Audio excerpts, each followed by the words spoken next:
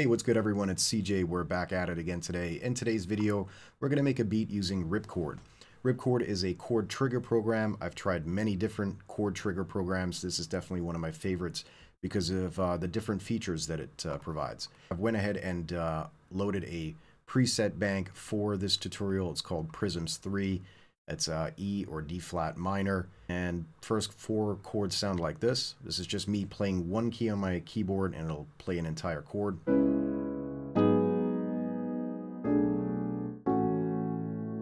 So we have some features up in the middle here that we can mess around with. First, you have a randomization tool here. This will randomize the velocity of every note that is being heard.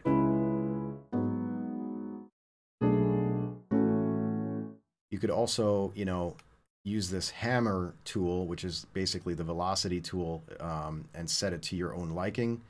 And you could have it alternate direction if you want. So do you want it strumming down or up? Do you want to have it strum the other way? A lot of different features here on this side that will help make it sound more human-like. You have a randomization button for strumming as well. Or if you want to get more detailed with it, you can also change the strum here, change the direction of the strum, having strumming right, left, or both sides.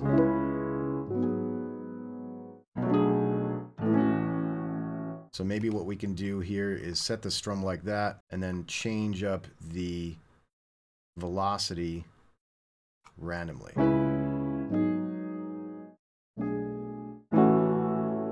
Go ahead and record that. Make this a little slower. Let's do like maybe 95 BPM.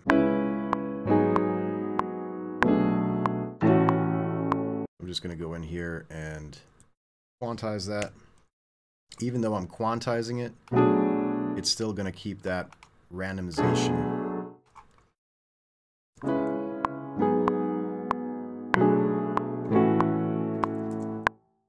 Let's loop that for 4 bars.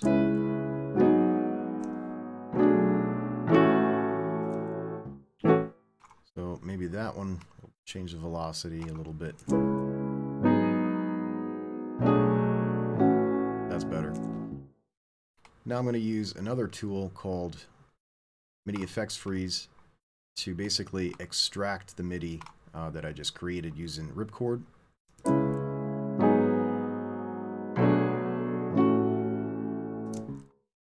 Just drag and drop that right in there.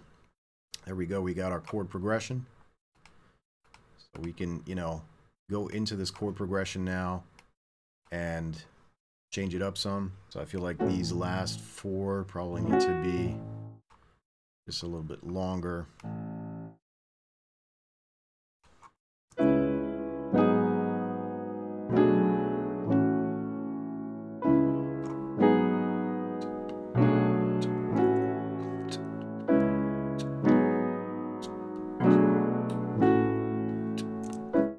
Cool. What I'm going to go ahead and do is duplicate my instance of Keyscape here. I'm using Keyscape for the piano. The preset I'm using is called Wing Upright Dark Indie. I've made some adjustments here to the using the color shift. I've turned off the reverb because I'm going to probably use a different reverb after the fact. I am using tape saturation. Let's go ahead and find a top melody. I'm just going to play the top melody. Before I go ahead and top it off with the top melody, I'm going to shorten the length of those chords.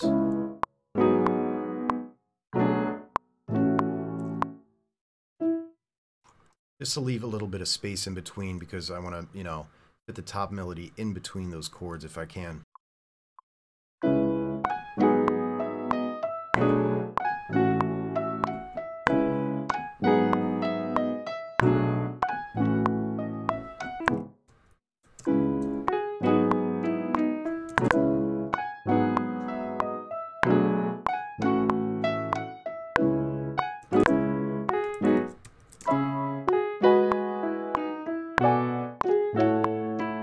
Next thing I'm going to do is create an aux channel. So I'm going to hit X here and have both of these go to an aux bus, just like that.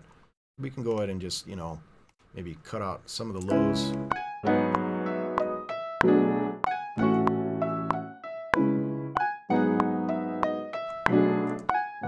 find some of those harsher sounding frequencies and dampen them a bit.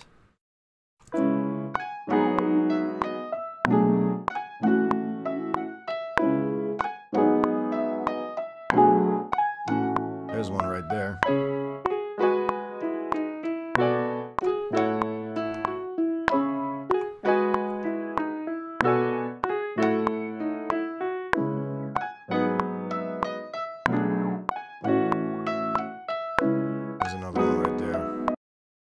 When I'm using this, destructive EQing technique, I'm trying to eliminate not all, but some of the more harsher sounding piano sounds that are coming out of that VST, because I'm trying to create space. I'm going to be adding more sounds, and I want stuff to not clash. Maybe let's go ahead and find a bass sound that would fit this. I'm thinking I could probably find something in Analog Lab. This is an older version of Analog Lab, but I definitely like all of the presets most of the presets that they have to offer.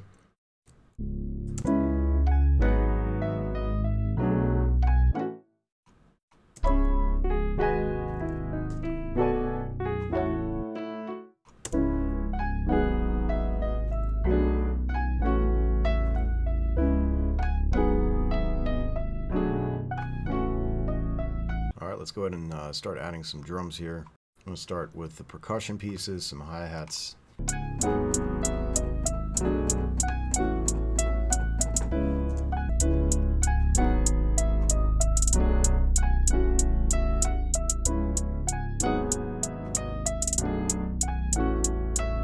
Let's go ahead and start adding some other percussion pieces and drum pieces here.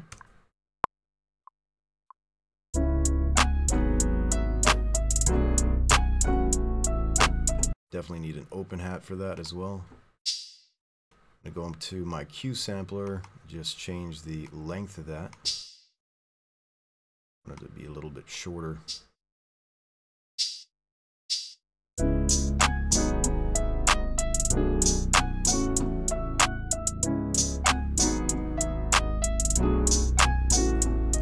Let's add this wah sound.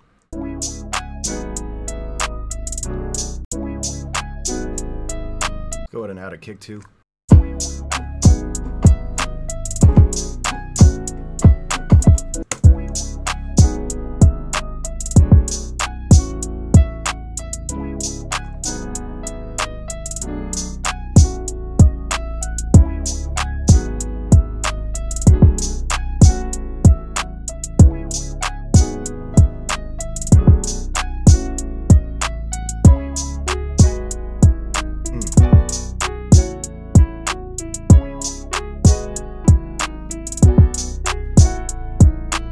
What I want to do now is add an 808 for that other section, and then we could start, figuring out an arrangement, mixing it a bit. Always set my polyphony to mono when I'm working with an 808. Reason I'm doing that is just because I want the next note to be cut off, so if I hit it multiple times, it doesn't bleed into each other.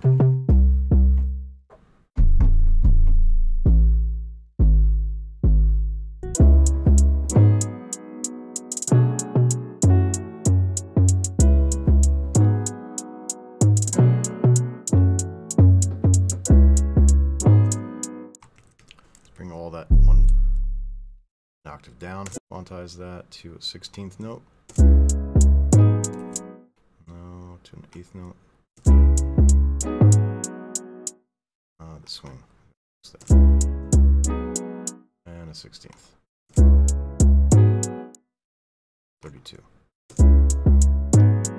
Hey. Let's bring that all down an octave.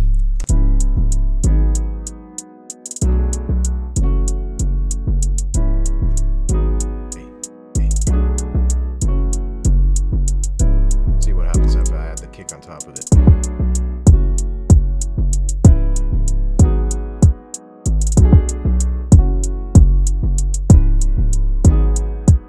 Put that clap in there.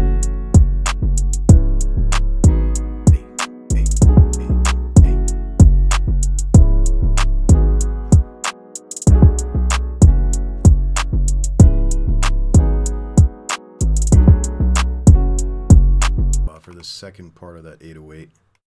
to change up a little bit. Take those two, bring them down an octave. Same with these.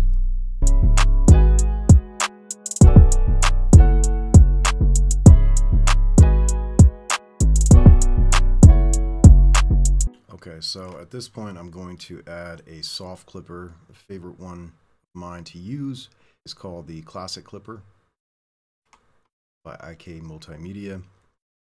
And the preset I generally rock with is called Soft Overload.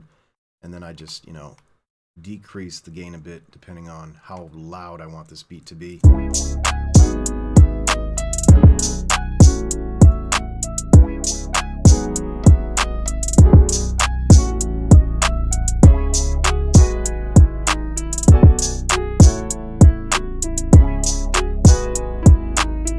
As I'm listening to that top melody, initially I didn't quantize it whatsoever. I might want to move or shift some of the notes over just a bit to make it sound a little better.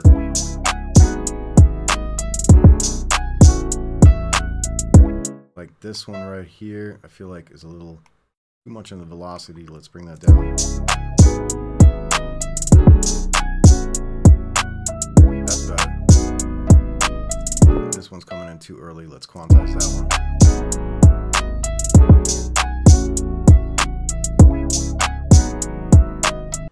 Okay, let's go back to that aux channel that I created earlier for the piano, and I'm going to use some reverbs. I'm going to use a reverb here. Let's go with the Valhalla. Valhalla Vintage Verb is really my favorite reverb to use.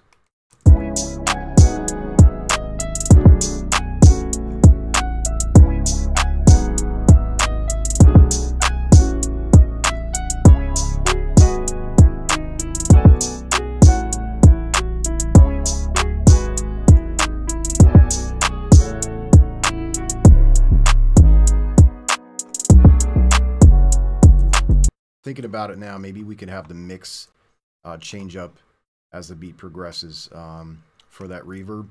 So if I want to, you know, adjust the mix of the reverb as the beat progresses, basically automating this knob right here, first thing I got to do is turn on my read function, and then what will happen is it becomes available in this section. So now I could actually automate that Valhalla Vintage Verb and then choose mix like so. So we can have the mix, you know, alternate from the beginning. So if we're over here right now, there's no reverb being used. We can have a little bit being used. Just gonna draw some dots in, and then basically as it comes into that other section, I'll go ahead and automate it so that it comes in fully.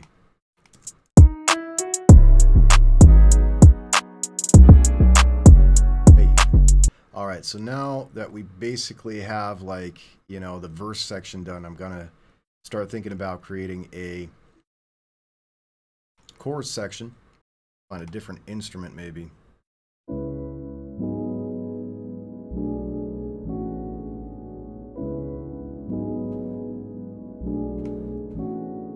Reintroduce that bass.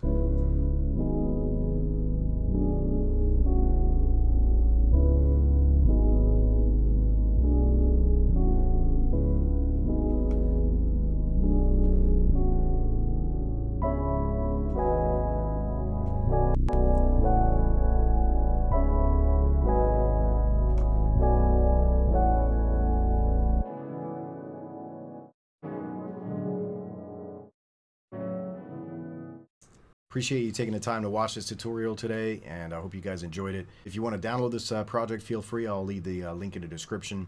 Check out frequency.com for more packs and more tutorials like this. I'll see you guys in the next video. Peace.